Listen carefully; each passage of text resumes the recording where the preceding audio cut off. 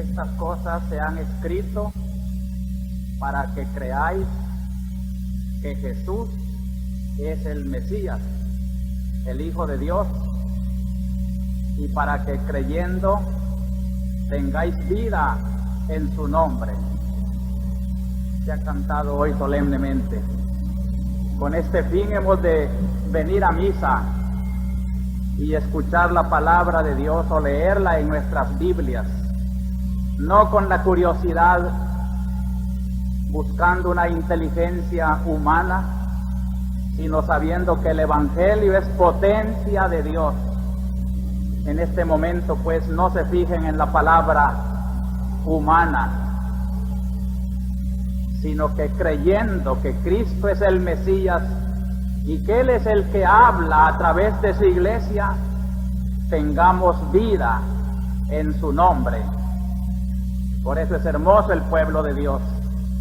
Una catedral llena como la de esta mañana.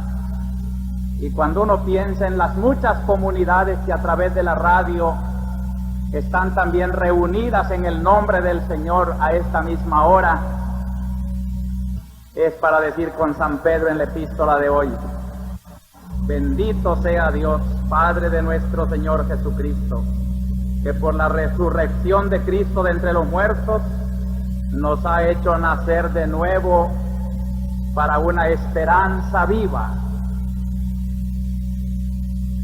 Por eso, hermanos, meditar la palabra de Dios los domingos no es una simple práctica espiritual, es que ese caminar concreto en la historia, en la vida de nuestro pueblo, viviendo circunstancias como las de San Pedro Perulapán.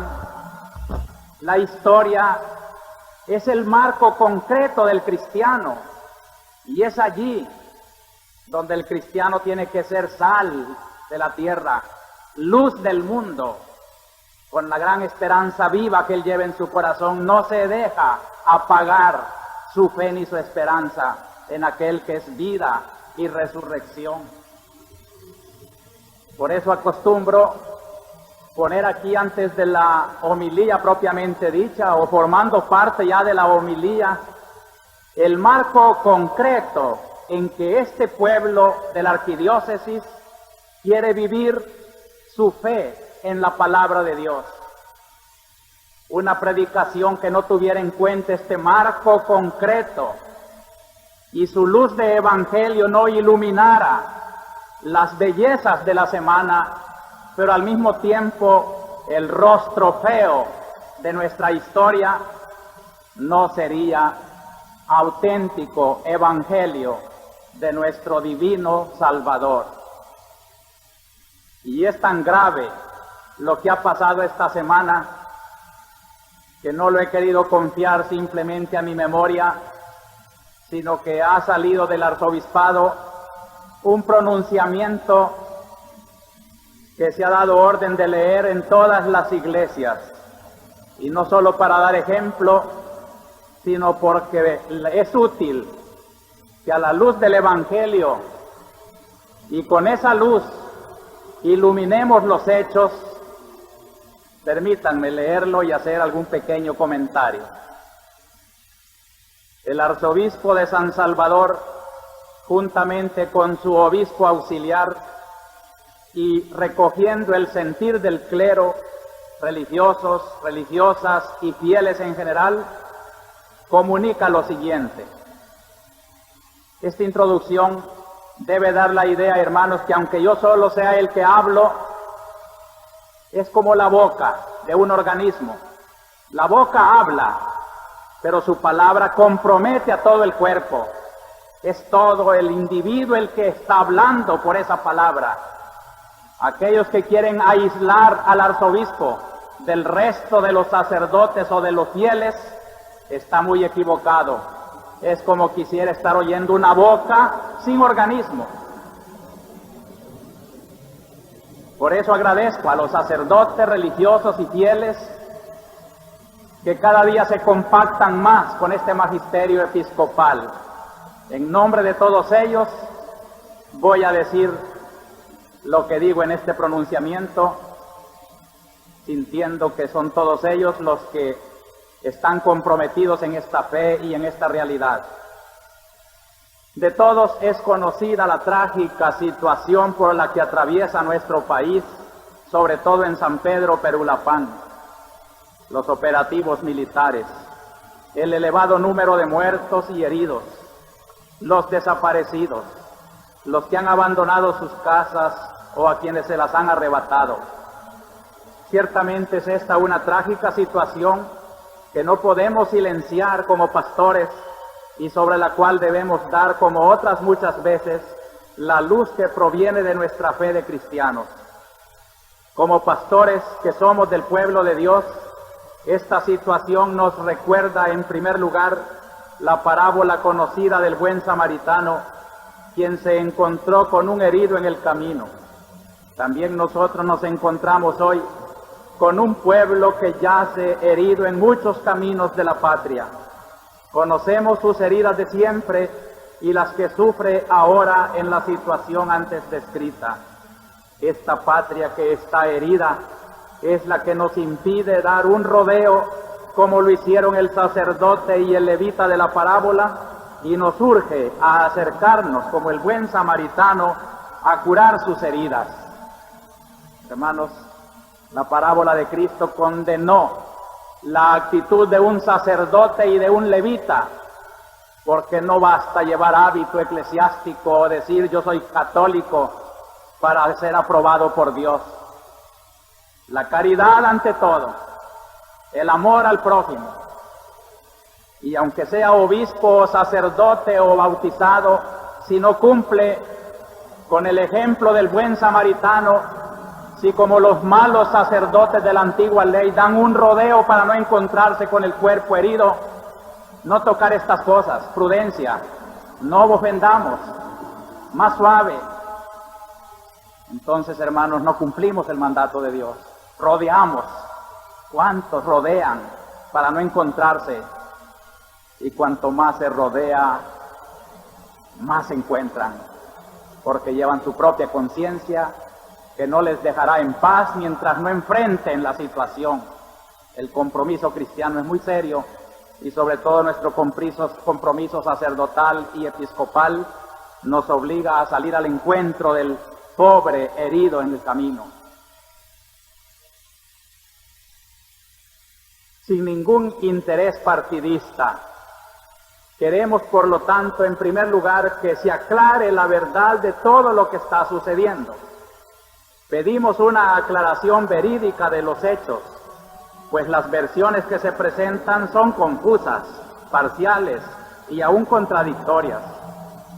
Una es la versión oficial, otra es la versión de los comentarios de prensa y otra es la versión de numerosos testigos que llegan continuamente a este arzobispado, como lo hemos manifestado en nuestros boletines números 39 y 40.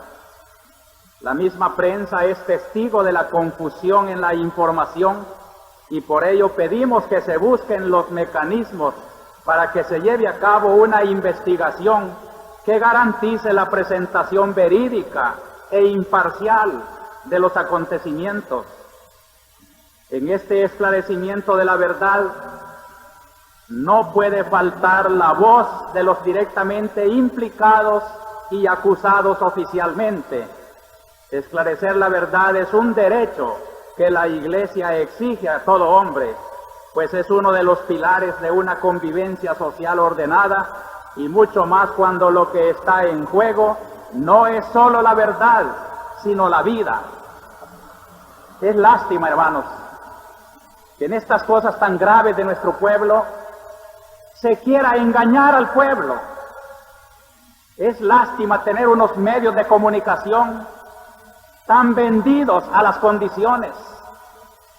Es lástima no poder confiar en la noticia del periódico o de la televisión o de la radio, porque todo está comprado, está amañado y no se dice la verdad. Tampoco estamos diciendo que la verdad está toda del otro lado,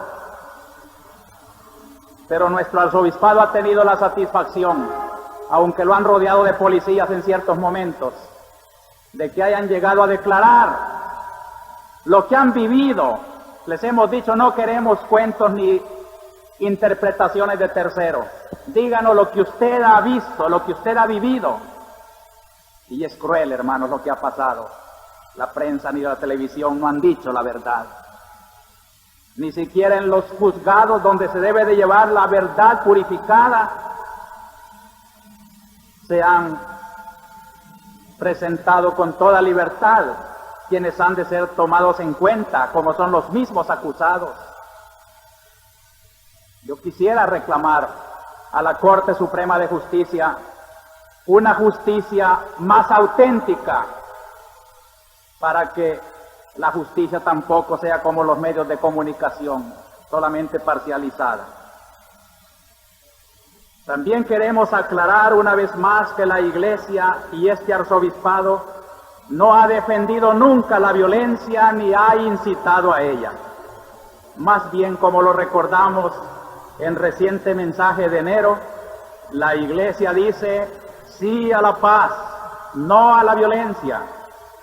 La afirmación, por lo tanto, de que la Iglesia esté instigando a la violencia es falsa y calumniosa. Esto lo repetimos aún a sabiendas de que ciertos sectores no quieren convencerse de ello y buscan en la Iglesia el origen de unos males que provienen de la estructura injusta de la sociedad. Ya nuestro venerable predecesor, Monseñor Luis Chávez y González, tuvo que defenderse de esta calumnia en el comunicado del 9 de diciembre de 1976. Y nosotros lo hemos repetido abundantemente en nuestras homilías, mensajes y pastorales. Debe pues quedar bien claro que la Iglesia no quiere promover la violencia. Es lástima también, hermanos, que hasta en comunicados oficiales, como es el del Ministerio de Defensa, se esté echando la culpa a las prédicas subversivas y que con una malicia bien entendida se diga que son asociaciones religiosas las que están provocando el desorden. Ya se ve la tendencia de echar la culpa a la Iglesia, y por eso desde hace mucho tiempo hemos tratado de definir muy bien lo que es la Iglesia, defendiendo los derechos humanos, las justas demandas de los campesinos, distinguiéndola de las agrupaciones en las cuales muchos hijos de la Iglesia tienen derecho de incorporarse, pero no son la Iglesia. Que quede bien claro esto. Las agrupaciones, concretamente FECAS, UTC, no son iglesia, no son asociaciones religiosas. Si allí hay católicos, tienen derecho de inscribirse como ciudadanos en la organización que les dé la gana. Son responsables de su conciencia y de sus hechos, pero no digan que la Iglesia es la que está sembrando la violencia, la discordia. Así como tampoco es Iglesia cuando los bautizados de orden o de los ejércitos atropellan a otros hermanos. No es culpa de la Iglesia, aunque ellos son bautizados, no están viviendo su bautismo. La Iglesia pues no es responsable, aun cuando los hombres de gobierno se proclamen católicos bautizados, no son Iglesia. La Iglesia es lo que voy a decir después, pero la Iglesia inspira su palabra, su pensamiento, y puede estar muy de acuerdo en las demandas justas cuando la justicia social le está exigiendo a la Iglesia en nombre del Evangelio que haya más fraternidad, lo que ahora vamos a decir. Adentrándonos en las raíces reales de la violencia, queremos recordar que si no se crea una posibilidad social y política en la cual los más pobres de nuestro pueblo, los campesinos, puedan exponer sus urgentes necesidades y presentar sus justas demandas, los brotes violentos aumentarán desgraciadamente.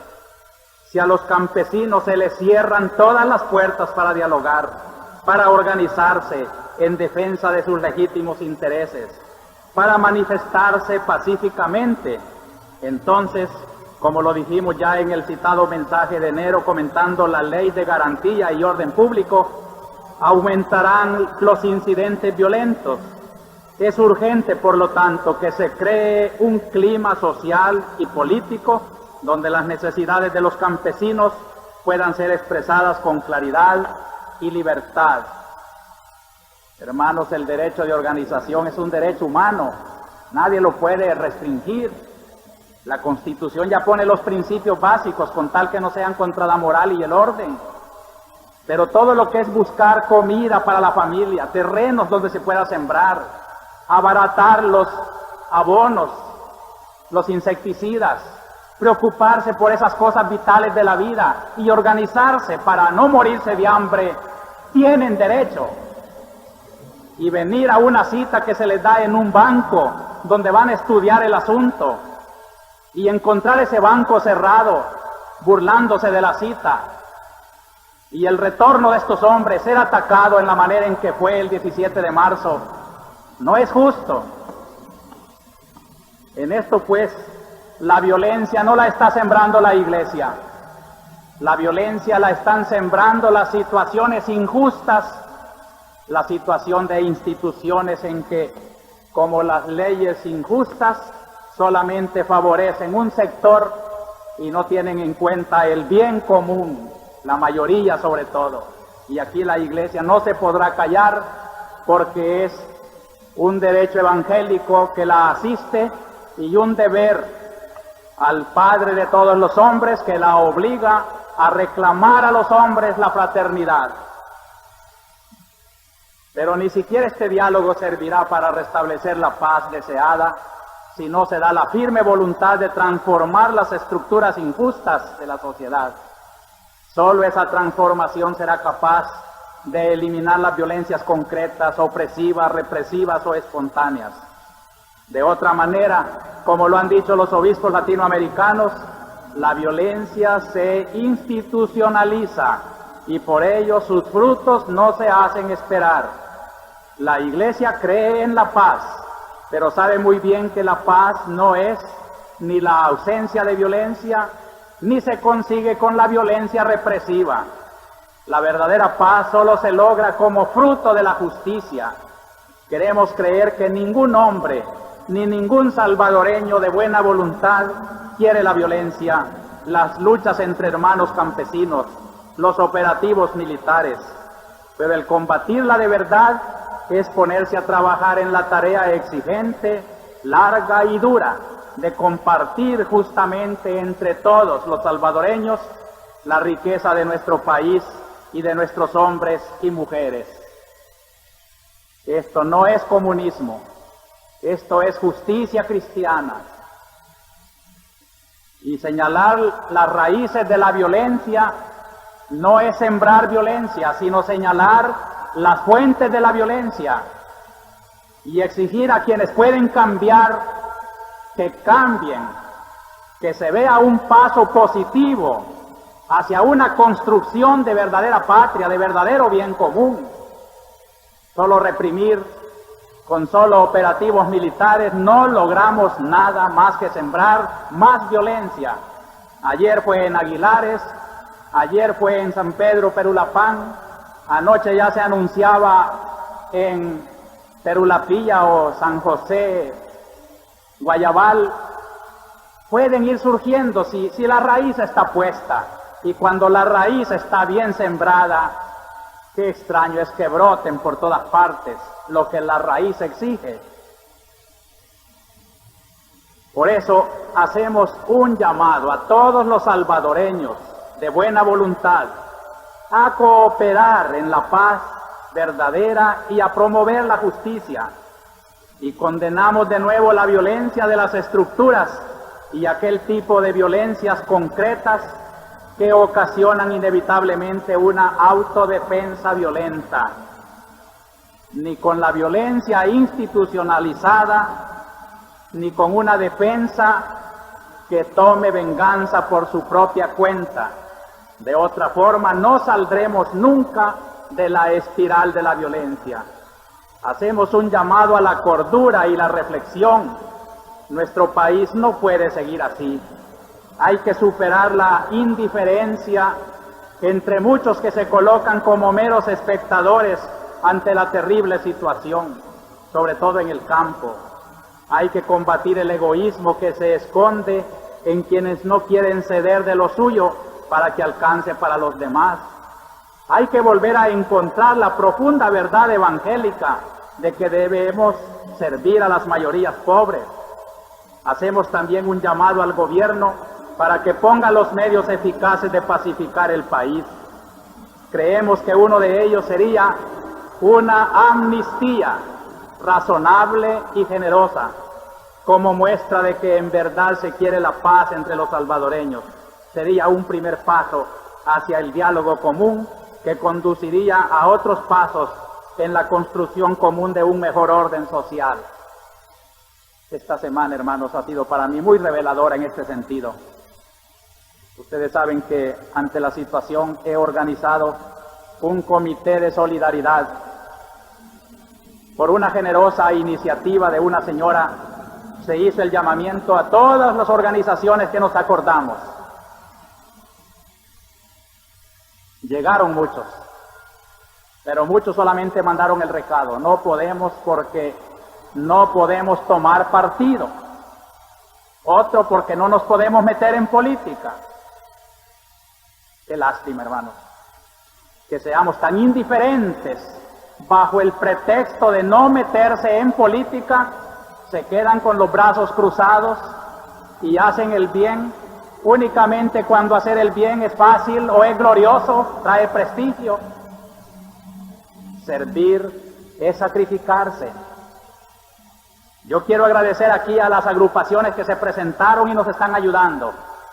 Y de manera especial quiero hacer una alusión muy elogiosa a un grupo de abogados y de estudiantes de derecho que van a ayudar, no digo a la iglesia, sino al pueblo salvadoreño, al que necesita una voz que se oiga en los tribunales, en el gobierno, donde muchas veces la voz del pobre queda apabullada por la gritería injusta de las prepotencias.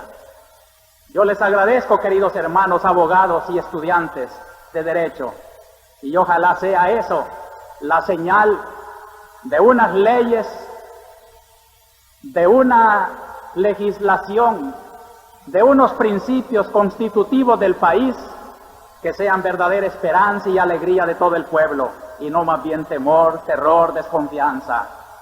Mucho esperamos de los abogados cuando los anima un espíritu verdaderamente cristiano, así como lamentamos a aquellos que no se pueden meter porque pierden la clientela, no tienen valor, vale más la bolsa, las conveniencias. Qué lástima. Y aquí hago un llamamiento especialmente a los que se dicen católicos, aquellos sobre todo que son instrumentos de la iglesia, de la pastoral. Los colegios católicos tienen que ser resonancias de la voz evangélica y enseñar a sus alumnos y a las familias que allí se acercan la verdadera voz de la iglesia.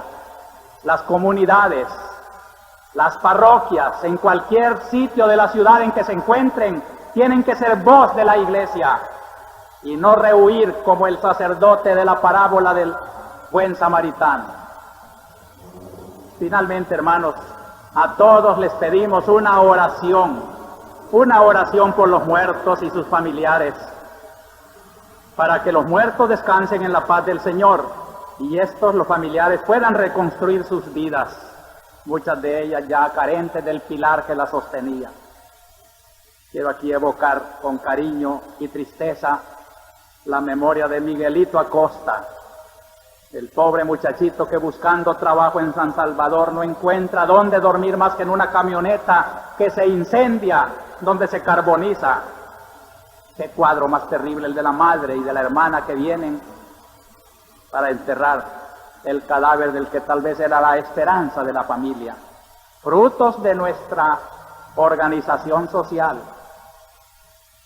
Pedimos también la cooperación generosa de todos para ayudar económicamente a tantas familias de luto, sin hogar, con heridos. El Comité de Solidaridad está trabajando maravillosamente, en comunicación con Cáritas y con las instituciones católicas, que está recogiendo víveres, dinero, ropa, lo seguimos esperando, tanto en el arzobispado como aquí en la oficina de Cáritas, aquí al lado poniente de la catedral está la oficina de Cáritas, donde les agradeceré que lleven lo que puedan. A este propósito, hermanos, permítanme alabar aquí en público una carta de la comunidad de Ilopango que trajo en la semana de Pascua el fruto de sus ayunos de Cuaresma. Isaías dice: ayunar es compartir el pan con el hambriento. Y en aquella comunidad, adultos, jóvenes y niños se han privado de muchas cosas y han ido depositando el producto de sus privaciones. Y trajeron para ayudar estas necesidades de San Pedro Perulapán 70 colones. Más que la cantidad, yo elogio aquí la calidad de este dinero, fruto de un sentido de fraternidad cristiana, de pobres ayudando a pobres. Qué hermoso gesto. Qué comunidad más bella la que tenemos en la arquidiócesis. Queremos terminar con la misma consideración evangélica con la que comenzamos. Nuestro país está herido, necesita un buen samaritano. Este es el único interés que nos mueve como pastores del pueblo de Dios, y por ello queremos que se esclarezca la verdad, que todos puedan decir su palabra, que se escuchen las verdaderas necesidades de los campesinos, que nos pongamos a crear una sociedad que pueda satisfacerlas, y que de esta forma desterremos la violencia y construyamos la paz. Ahora, hermanos, a la luz de esta verdad, qué fácil es comprender las tres lecturas que se han hecho hoy. Yo titularía este comentario de hoy así: el resucitado vive en su iglesia. La historia de la resurrección que estamos considerando en estos días es el testimonio fundamental, esencial, de una iglesia apostólica. La resurrección de Cristo es el título que la iglesia muestra al público para justificar su pretensión de ser ella un instrumento de la salvación del mundo. ¿Por qué? Precisamente lo que aparece en las lecturas de hoy. El Cristo redivivo insufla en la iglesia naciente su espíritu. Como mi Padre me envió, así os envío, dice el Evangelio de hoy. Y soplando, como el soplo del Génesis, cuando aquel ser de barro, Dios sopla el espíritu de vida, Cristo, que es Dios, insufla toda su misión de redención al mundo en este organismo que Él ha creado. Como mi Padre me envió, yo os envío. Y en aquel soplo Él interpreta: recibid el Espíritu Santo. A los que perdonareis, les queda perdonado. La misión de la iglesia entonces ha nacido como en un nuevo paraíso. Adán despierta, inteligente, libre, capaz de amar, imagen de Dios. La iglesia despierta de aquel sueño de Pentecostés como una nueva creación. Esos son ustedes, hermanos, que me escuchan y meditan conmigo. Esos somos la iglesia, el nuevo ser que lleva el soplo de una vida que no va a morir nunca, de una vida de resucitado. Pero para comprenderlo, distribuyo mi pensamiento en estas dos ideas. Primera, Cristo vive. Y segunda, Cristo vive no solo en su cielo, sino en su comunidad de creyentes en la tierra.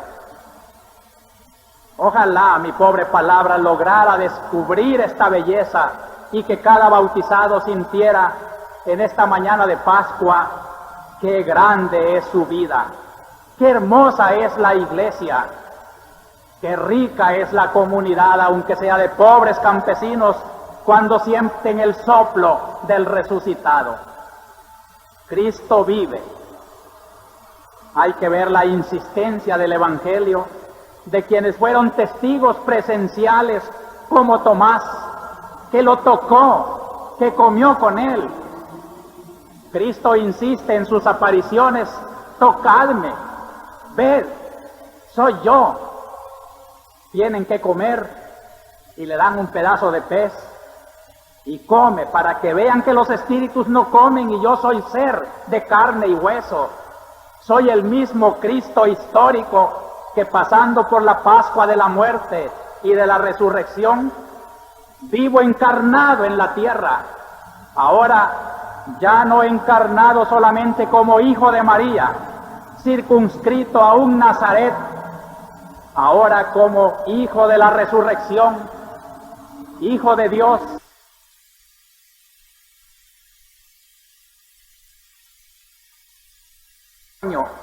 Cristo vive en El Salvador, Cristo vive en Guatemala, Cristo vive en África. El Cristo histórico, Dios hecho hombre, vive en todos los años de la historia y en todos los pueblos de la geografía. Esta es la característica de este Cristo vivo y presente. Este Cristo ha recibido en el Evangelio de hoy la confesión más bella que escribieron todas las páginas sagradas. Hoy, hermanos, han tenido la dicha de escuchar la página en que San Juan, el evangelista sublime, llega hasta las alturas a donde podía llegar ya un hombre por más inspirado que esté. Es cuando Tomás, dudando, se convence y cae de rodillas. Señor mío y Dios mío. Este es Cristo. Fíjense que en la interpretación bíblica estas dos palabras, Señor y Dios, son las que usaban los israelitas para designar al Dios de Abraham, al Dios de Jacob, al Creador. Y por eso lo llamaban en hebreo Yahvé Elohim, el Señor Dios. Pues ese Dios creador, ese Dios de la alianza del Viejo Testamento, ese Dios que acompaña la historia de su pueblo, ese Dios que no deja perecer a quien en Él confía, así lo llama Tomás a Cristo, Señor y Dios. Es interesante recordar que en el tiempo en que San Juan escribía estas palabras, era el tiempo del Imperio Romano, y que los emperadores romanos se llamaban dioses, y hay del ciudadano que llamara dioses a otra cosa que no fuera el emperador. Ante este reto, los cristianos llamaban a Cristo Señor y Dios. No tenemos otro Dios en la tierra. Es el que ha venido trayendo una misión de redención. Qué hermoso el saludo de Cristo resucitado. 3 veces aparece en el Evangelio de hoy. La paz sea con vosotros. Ese es su regalo, la paz. Y por eso un pueblo donde se acribilla la paz, es triste decirlo, no es un pueblo cristiano. El Salvador, en esas zonas reprimidas, hostilizadas, donde el saludo de paz suena como un sarcasmo, es el anticristo. Ojalá, queridos hermanos de Perulapán, todos sin distinción, caigan ante el Cristo que da la única paz. No es la paz la que pueden dar los operativos militares con quienes colaboran los ejércitos de orden, ni tampoco es la paz la revancha que pueda tomar una organización popular. La paz solo viene de Cristo. Solo Cristo, y creyendo en Él, unos y otros, podremos tener la verdadera paz. Y es el Cristo que ha de venir. La segunda lectura de San Pedro es hermosa. San Pedro dice, vale la pena sufrir, porque estamos esperando el retorno, cuando esta fe que ahora es como en principios, va a culminar con el gran hecho de la salvación.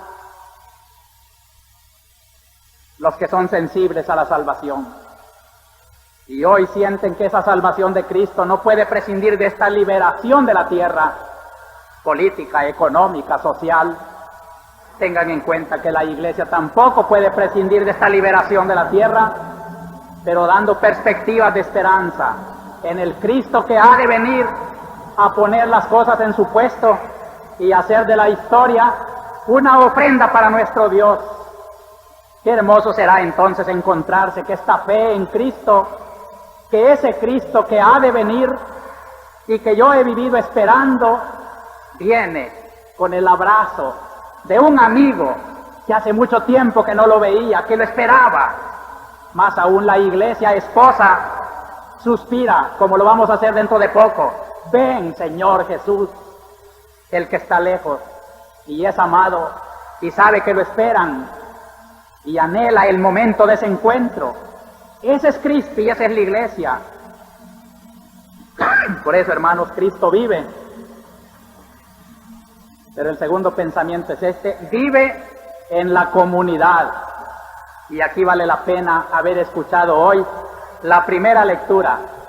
Y yo les recomiendo, sobre todo a las comunidades parroquiales, comunidades de base, comunidades religiosas, que si quieren vivir su verdadero sentido cristiano en estos días de Pascua, lean con devoción especial el libro de los Hechos de los Apóstoles. La iglesia lo toma como libro de lectura en estos 50 días.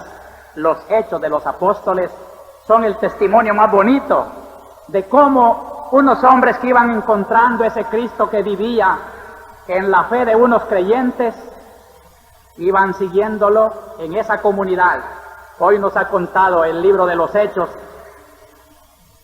y reduciendo a 3 categorías, la comunidad nos presenta la comunidad de vida, la comunidad de fe, la comunidad escatológica. Comunidad de vida, era una vida en común, hasta el punto de que vendían sus cosas y las traían a los apóstoles para que las administraran, y nadie sufría, todos eran iguales. Esto es la vida común, compartir. Estamos muy lejos de ese ideal, pero por lo menos, hermanos, en nuestra Constitución hay un principio que podía ser la brecha para esta comunidad, cuando dice que la propiedad privada debe tener una función social que no solo consiste en producir más, sino en que el producto mayor redunde en el bien común de todos, con justicia naturalmente, que todos trabajen y que todos participen. Vida común no es, pues, simplemente decir yo los amo, sino con hechos. Obras son amores y no buenas razones. Hoy es una ocasión magnífica de sentir al que sufre, al que no tiene casa, al que no tiene que comer, ayudarle. Esa comunidad de vida era tan simpática que su fama iba creciendo, nos ha dicho el libro de hoy, y por eso se iban agrupando. ¿Quiénes? Fíjense en la frase con que termina la lectura de hoy. Se agrupaban cada día más los que iban a salvarse. Comunidad de salvación. Solo perteneciendo a esta iglesia que ya se conoce como instrumento de la vida de Cristo, puede ser salvo un hombre. Pero no basta pertenecer a la comunidad de iglesia, si lo principal es el Espíritu de Cristo que debe de inundar al que pertenece a esta iglesia. Por eso habrá muchos que se titulan católicos, pero que no son cristianos, porque no llevan el Espíritu de Cristo, y no se salvarán, porque solo salvará el Espíritu del Redentor que está en esta iglesia. Decir que una iglesia, que su obispo y sus sacerdotes predican violencia, odio, es desconocer estos orígenes de la iglesia, que está puesta en el mundo para predicar el amor, la comunión. Comunidad de fe sobre todo, hermanos. Mucho cuidado con esta palabra, porque la comunidad se debe distinguir de cualquier otra organización o agrupación humana. El católico, como miembro de una iglesia, en su comunidad iglesia, tiene que vivir los compromisos de su fe. Si fuera de la iglesia quiere llevar su luz cristiana, su colaboración a la liberación del mundo, y se inserta en una agrupación, él es responsable personalmente, y no diga que sus compañeros católicos tienen obligación de hacerse como él también miembros de esa organización. De ninguna manera, eso es libre. Cada uno tiene que llevar fuera de la iglesia la opción concreta que él quiera en conciencia seguir. Pero como iglesia, La iglesia solo se compromete a ser una comunidad de fe. ¿Qué quiere decir? Lo que nos ha dicho hoy la página del libro de los Hechos. Vivían asiduos a la enseñanza de los apóstoles. Era una comunidad en que se hacía mucha oración y en que se vivía la vida de los sacramentos, la fracción del pan. Esta es la iglesia, la que está llenando hoy la catedral con un sentido de fe para escuchar a un sucesor de los apóstoles, que aunque indigno, eso soy yo aquí en la arquidiócesis, el sucesor de los apóstoles, en torno del cual una comunidad se agrupa para escuchar la palabra de fe. Por eso, hermanos, estaría loco o estuviera traicionando mi misión si yo les estuviera diciendo que esta fe hay que comprometerla con tal o cual agrupación. Estaría loco si yo estuviera sembrando desde aquí la revancha, la venganza, el odio. Nunca lo he hecho. En público he hablado, decía Cristo, y cualquiera puede decir que jamás ha escuchado de mis palabras un llamamiento a la venganza, al odio, a la lucha de clases. Jamás. La fe es la que he predicado, y esa fe en Cristo. Ahora sí he dicho que todo hombre iluminado por esta fe tiene que encarnarse en la historia del Salvador, y allá cada uno mire en qué puesto quiere encarnarse, con tal que viva como verdadero cristiano esa encarnación, y no le vayan a mutilar, porque la mística de esa agrupación proclama la violencia. El cristiano ya se hace violento, ya no es cristiano. O porque el cristiano se incorpora en orden y en orden lo mandan a golpear y a matar, ya no es cristiano. Ni uno ni otro. El cristiano es el que es fiel a su fe. Fiel ha sido oyente de la palabra de los apóstoles, de la revelación de Dios, y en ella inspira su vida y la práctica de su existencia. No la traiciona. Y si hay algún católico que duda de la palabra del obispo y va diciendo por ahí a veces que se defina el señor obispo, estoy bien definido, hermanos. Ustedes son los que tienen que definirse, o con la iglesia o fuera de la iglesia. Otra gran fuerza de esta institución de Cristo, comunidad de fe, la oración. Eran nacidos en la oración. ¿Cómo me llena, hermanos, esta palabra, la oración? Y cuando lean el libro de los Hechos verán cuántas veces la comunidad se reunía en oración para escoger el sustituto de Judas. Por ejemplo, a Matías oraron. Cuando Pedro estaba en la cárcel, la comunidad oraba. Cuando iban a salir los apóstoles a sus misiones, oraban. Cuando las persecuciones de los Herodes contra los primitivos cristianos hacía temblar a la comunidad, oraban, y en la oración encontraban la fuerza, porque solo Dios nos puede dar esta fuerza que el Espíritu de Cristo insufló sobre la comunidad cristiana. Yo quiero agradecer ahora en público también esa fuerza de oración que me llega de tantas partes. No hay cosa más hermosa para mí que oír decir, estamos rezando por usted. No está solo, lo estamos acompañando con nuestra oración. Bendito sea Dios, mil gracias. Y ahora les digo, hermanos, oremos por los que flaquean, oremos por los que traicionan, oremos por los que se avergüenzan de nuestra fe, oremos por nuestros pobrecitos hermanos que dudan hasta de la sinceridad del obispo. Oremos para que formemos como los cristianos, aún en los riesgos peligrosos de esta misión, que tenemos que ser firmes en lo que hay que predicar. Y que como aquellos primeros cristianos algunas veces habrá que decir, antes tenemos que obedecer a Dios que a los hombres, y de Dios me vendrá la fuerza para predicar esa doctrina que es única, verdadera. Y esta comunidad de fe vive en los sacramentos. Hermanos, los sacramentos son parte de nuestra iglesia.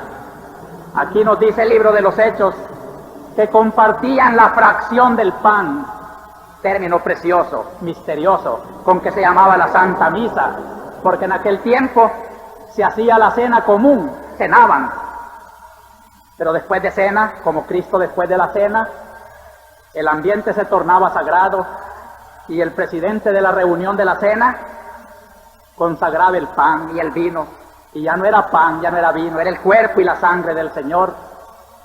Por eso Pablo VI dice bellamente de la iglesia actual, la iglesia sacramento de salvación.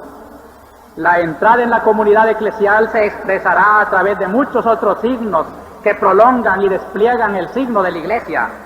En el dinamismo de la evangelización, aquel que acoge el evangelio como palabra que salva, lo traduce normalmente en estos gestos sacramentales. No es verdadero hijo de la iglesia el que no aprecia los sacramentos de la iglesia. Si me está escuchando la persona que me preguntaba por qué dos que se aman y no se han casado por la iglesia, pero viven una vida matrimonial fiel, cariñosa, ¿por qué se van a casar por la iglesia? Aquí está la respuesta. Yo no digo que los amancebados sean malos. Hay muchos que llamamos amancebados que son más fieles que los que están casados por la iglesia, eso es cierto. Pero sí es cierto que el que solamente se ha unido por un amor humano no ha recibido el sacramento. El sacramento es un signo de la pertenencia a la iglesia de Cristo. Y cuando un hombre y una mujer que pertenecen a esta iglesia de Cristo quieren significar que su amor es tan noble que no se avergüenzan de ser hijos de Cristo, entonces van a un sacerdote que bendiga su amor. No es que sea malo el amancebamiento humanamente, pero no está completo porque falta el signo sacramental del amor conyugal. Por eso también venir a misa y no comulgar no es el signo completo. Ojalá un día, hermanos, comprendamos que la fracción del pan, Cristo invitando a esta mesa, el altar es mesa. El altar es la mesa del hogar, no lo olvidemos. Cuando venimos a misa, cuando entremos para el portón de esa catedral, sintamos que venimos al hogar. Y como en el hogar, la mamá espera con la mesa servida, Cristo nos espera con su mesa servida. Y le hacemos un desaire cuando a la hora de comer no tenemos hambre, no estamos preparados. El signo de la identificación con Cristo es la comunión. Hermanos, ojalá un día comprendamos la belleza eucarística de nuestra iglesia y sintamos que la misa no solo es palabra, sino que es alimento, es comunión, es vida. Y finalmente, hermanos, la comunidad de fe es escatológica. Ya les expliqué el otro día lo que esto significa. Más allá, no se circunscribe a las cosas de la tierra, espera. Estamos esperando. La comunidad de esperanza. Por eso, la aportación que la iglesia hace a las fuerzas liberadoras de la tierra no puede prescindir de su esperanza de otra vida y de asegurarle a los liberadores de la tierra que en esta tierra no existe el paraíso, que no lo va a construir nunca el comunismo ni ninguna agrupación que prescinda de ese cielo, pero que ese cielo hay que construirlo ya en esta tierra, que la comunidad iglesia tiene que ser ya un reflejo de ese cielo. Y a mí me parece que esta catedral ya es un reflejo de ese cielo. Cuando miro aquí sentados en las mismas bancas, gente de tanta categoría, de tan diferentes rumbos, siento como el amor conglutina, como el amor une, y cómo es hermoso que sobre la comunidad humana general se reflejara aquella vida del cielo que esperamos.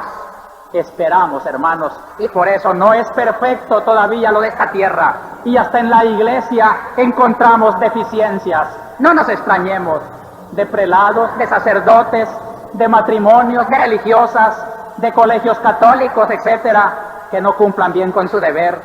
Tenemos nuestras lacras, nuestras deficiencias. Yo les digo en sinceridad, cada noche tengo que pedirle a Dios perdón de mis propias culpas, y así lo hacemos todos.